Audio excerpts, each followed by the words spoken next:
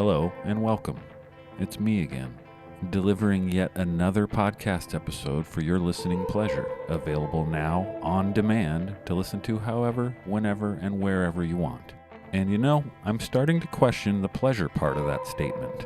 Today I feel inspired, not just because I have a few funny things to share, but because today's topic is one I recently became interested in. It's perfect timing. My good buddy Jim Sins told me that I should interview Joel Hill about tube flies, and that was all the convincing I needed. When Jim talks, I listen.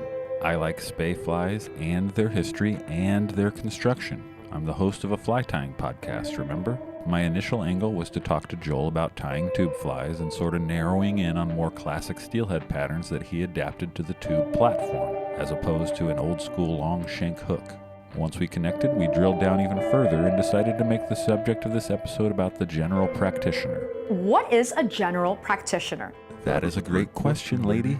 Large tags, tails, long and flowing hackles of heron, colorful bodies, occasional dropped junglecock eyes at the head of the fly, and a V-shaped wing usually tied from turkey tail strips. I also recently realized that I've grown to love the sound design aspect of this show. I like bringing my episodes to life with music and movie clips and sound effects, which reminds me that I've been forgetting to modulate my voice like this. See how funny and cool this is?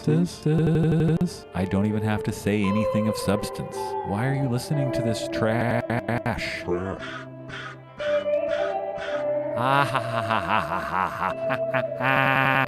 I'm kidding. I'm not trash. I'm a man. My guest isn't trash either. Far from it.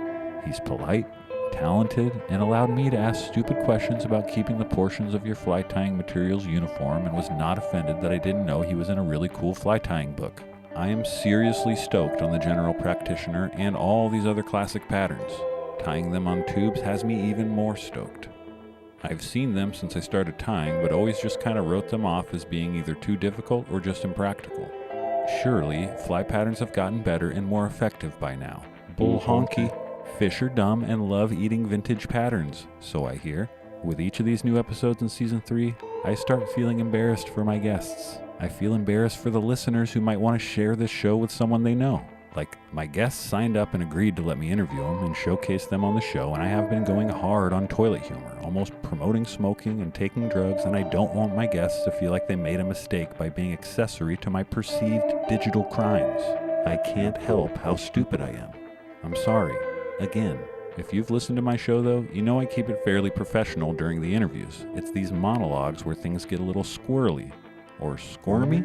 I'm still obsessed with leeches, don't get me wrong. The leech.